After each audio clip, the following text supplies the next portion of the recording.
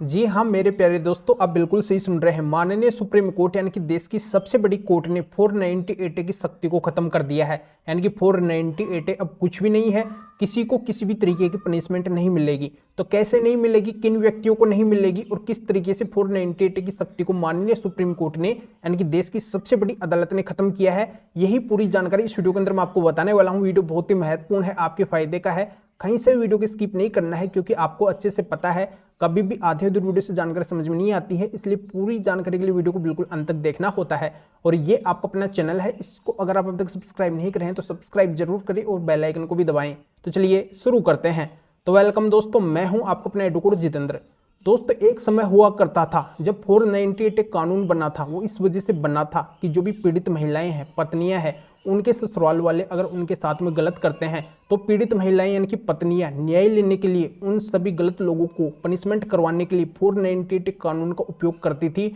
और उन सभी को पनिशमेंट करवाती थी और उनको न्याय मिल जाता था। तो यहाँ पे आजकल क्या हो रहा है कि 498 का मिसयूज हो रहा है, दुरुपयोग हो रहा है, क्योंकि जिन पत्नियों के साथ में गलत नहीं हो रहा है वो भी एक बदले लेने की भावना से या फिर अपने पति पक्ष को परेशान करने के मकसद से, उनसे अपनी बात मनवाने के मकसद से 498 का दुरुपयोग कर रही है, उनके ऊपर झूठे केस फाइल कर रही है। तो इसको लेकर माननीय सुप्रीम कोर्ट यानी कि देश की सबसे बड़ी अदालत ने भी कई बार चिंता जताई है कि आजकल पत्नियों के द्वारा 498 को हथियार की तरह इस्तेमाल किया जा रहा है, न कि इसका उपयोग किया जा रहा है। तो इस माननीय सुप्रीम कोर्ट के फैसले यानी कि इस जजमेंट के आने से पहले 498 बहुत ही ताकतवर हुआ करता था, इतना पावरफुल हुआ करता था, जिनके नाम से भी पत्नी 498 की एफआईआर करवा दिया करती थी तो पुलिस के द्वारा उन सभी को तुरंत अरेस्ट कर लिया जाता था, गिरफ्तार कर लिया जाता था। उनके घर तक पुलिस आया करती थी, उनको समाज के सामने, लोगों के सामने अपमानित होना पड़ता था, पुलिस के सामने उनको झुकना पड़ता था, पुलिस उनको पकड़ के थाने के अंदर ले जाती थी, कोर्ट के अंदर ले जाती थी।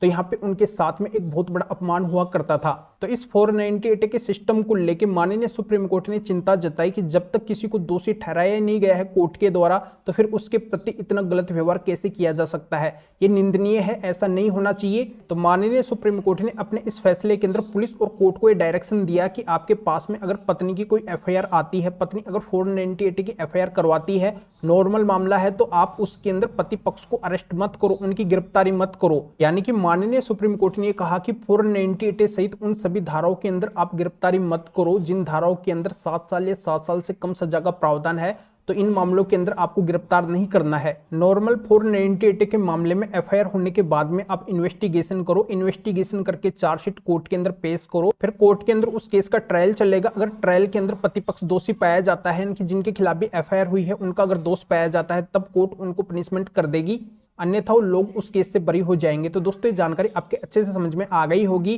कि अब 498 की सख्ती माननीय सुप्रीम कोर्ट ने खत्म कर दी है। यानी कि 498 की अगर एफआईआर भी हो जाती है तो नॉर्मल मामले के अंदर कोई भी गिरफ्तारी नहीं होगी। तो गिरफ्तारी नहीं होगी तो पुलिस का बस इतना काम होगा, इन्वेस्टिगेशन करेगी, चार्जशीट कोर्ट के अंदर पेश करेगी, ट्रायल कोर्ट के अंदर चलेगा और वहां पे अगर पत्नी एविडेंस नहीं दे पाएगी, साबित नहीं कर पाएगी कि उसके साथ में गलत हुआ है, 498 की घटना हुई है, तो पति पक्ष वहां पे निर्दोष पाए जाएंगे, वो केस से बरी हो जाएंगे। तो ऐसे 498 का केस होने का कोई भी प्रभाव पति पक्ष के ऊपर नहीं पड़ेगा, यानी कि उनको ऐसी कोई भी दिक्कत नहीं आएगी कि उनके ऊपर 498 का केस हो गया है। तो दोस्तों इस मैटर में फिर और किसी भी कानूनी मैटर में अगर आप मेरे से कॉल के ऊपर बात करना चाहते हैं तो इस व्हाट्सएप नंबर के ऊपर व्हाट्सएप पे मैसेज करके अपॉइंटमेंट बुक करवा के डायरेक्टली आप मेरे से कॉल के ऊपर बात कर सकते हैं, अपनी हर तरह की कानूनी समस्या का समाधान मेरे से जान सकते हैं। तो इस महत्वपूर्ण माननीय सुप्रीम कोर्ट के जजमेंट का लिंक इस वीडियो को डिस्क्रिप्शन के अंदर दिया गया है। अभी आप इस वीडियो को लाइक करें और शेयर भी करें जो और लोगों तक भी जानकारी पहुंच सके। तो वीडियो देखने के लिए आप सभी का बहुत बहुत धन्यवाद।